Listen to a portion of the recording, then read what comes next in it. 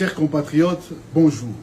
Nous revoici à ce qui est devenu notre rendez-vous quotidien, ou plutôt notre rendez-vous habituel. La semaine dernière, nous avions parlé du contrat, des accords qui liaient le président de la République, qu'il a renoncé ou qu'il a nié à la tribune des Nations Unies. Chers Congolaises, chers Congolais, nous allons parler de ces accords aujourd'hui. D'abord, commençons au début. Premièrement, à 3 mois de la fin de son mandat, le président est sorti de ce qui devait être le silence presque constitutionnel dit à la réserve de la fonction. Mais à 3 mois de la fin de son mandat, le président sortant à la tribune des Nations Unies, au siège des Nations Unies, à New York, aux États-Unis, sort de son silence et va dénoncer les prétendus accords, selon lui, qui n'existent pas. Sérieusement. À 3 mois de fin de son mandat. Quelles ont été ses motivations? Nous allons en parler. Premièrement, Jean-Yves Le Drian, ministre français des Affaires étrangères, qui, l'homme de fameuses compromis à l'africaine, Azali Boma, Paul Kagame, président du Rwanda, président de l'Union africaine, lors de faits des élections, Azali Boma, Emmanuel Macron, président français, l'homme qui veut mettre fin à la France-Afrique, Azali Boma, Corneille Nangaa, l'organisateur des élections, président de la CENI au moment des faits, co-signataire ou co-auteur de ces fameux accords, Azali Boma, les évêques catholiques, la Senko réunis, avec plus de 67 000 observateurs électoraux à travers la République. Bazaba Boma, Henri Magie que je suis,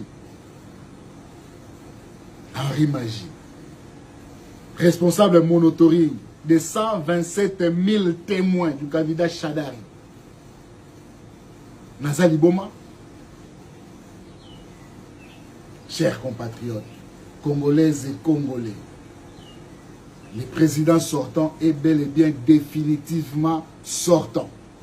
Je dis bien, le président sortant est bel et bien définitivement sortant. Le 25 janvier au matin, Félix Antoine Tshisekedi Tshilombo ne sera plus président de la RDC. Point. Pourquoi?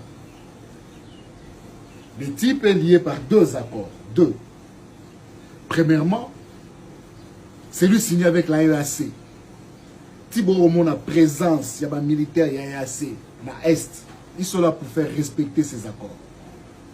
Premièrement, ces accords, ce sont dit les accords de Nairobi, qu'il a signé lui et Vital Kamerhe. Qu'est dit ces accords? Vital Kamerhe sera son premier ministre et à son tour, il sera candidat pour 2023. Et l'UDPS et l'UMC vont soutenir la candidature de Vital Kamerhe en 2023, donc dans 3 mois. Le président aurait été obligé de respecter ces accords, mais qu'il n'a pas fait comme dans ses habitudes. Il n'a pas respecté la parole, il n'a pas respecté la signature, mais la EAC et le Kenya en particulier sont là pour le lui rappeler. Parce qu'au Kenya aussi, il y a cet accord-là, entre eux les Kenyans. Uhuru Kenyatta et Ruta. Ils ont le même accord. Mais une pression, le président avait décidé, mort ou vif, Vital Kamerhe dit renoncer à ces accords.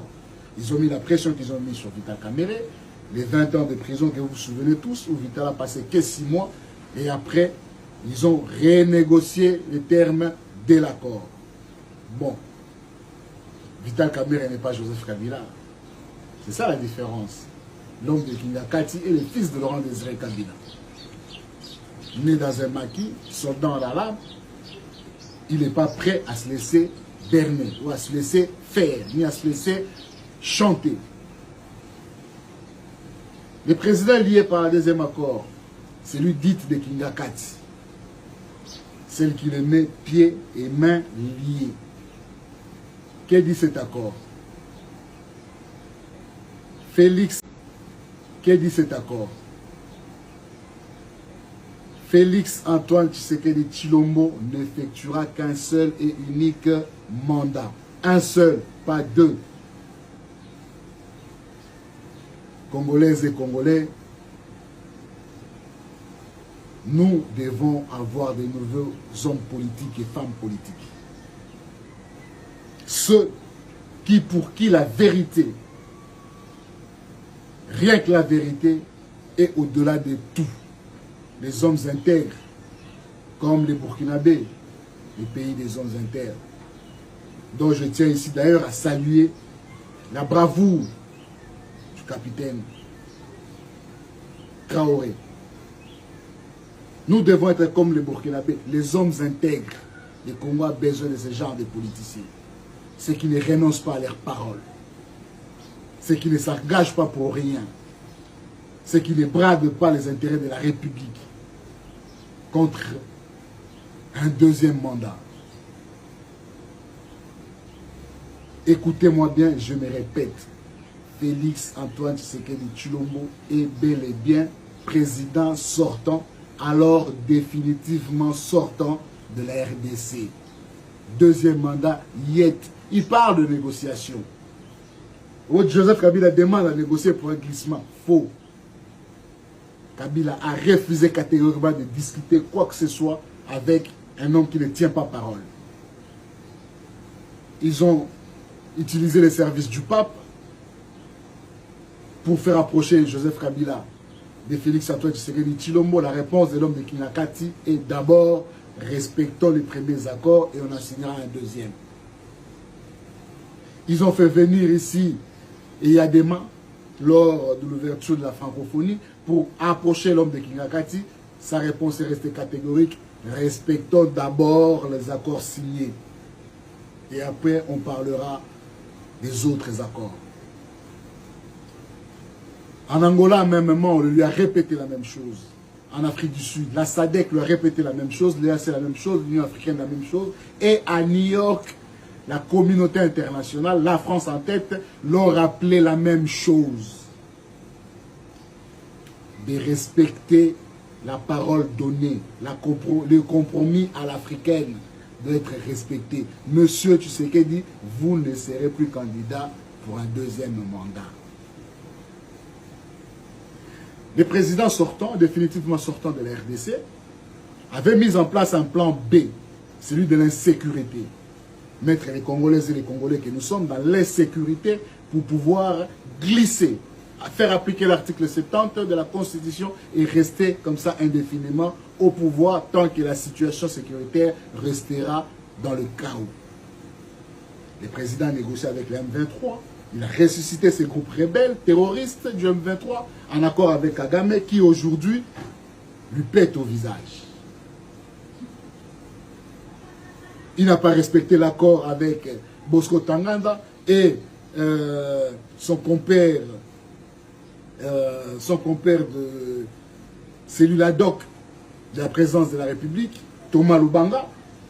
Après les avoir sortis des prisons, mis des moyens à leur disposition, il les a non seulement pas réintégrés dans l'armée, mais en plus, leur candidature à la députation ont été rejetées par la justice. Monsieur le Président n'a pas respecté sa parole. Les quid de l'insécurité, on attend Lutundula, le fameux ministre des Affaires étrangères, qui a été incapable de nous donner un passeport jusqu'à ce jour, au bout de 5 ans. Lutundula sort aussi, lui aussi, de son silence pour nous parler d'une éventuelle guerre avec le Rwanda à partir du 24 septembre si le M23 ne se retirait pas de Bunagana. Mais, chers Congolaises et Congolais, soyons sérieux. Est-ce que ces hommes qui nous dirigent sont-ils vraiment sérieux? Souvenez-vous toujours à New York, l'année dernière, le président de la République, définitivement sortant, est sorti de son silence pour nous dire que les groupes de l'EAC, le Kenya en particulier, allaient entrer par Bunagana et déloger les rebelles du M23. Congolaises et Congolais, avaient-ils dit la vérité? Jusqu'aujourd'hui, Bunagana est occupé, non seulement est occupé, mais Bunagana devient de plus en plus une république nouvellement créée au cœur de la RDC. La balkanisation est désormais effective. à cause de l'incompétence du président définitivement sortant, le citoyen Antoine Félix Tshilombo.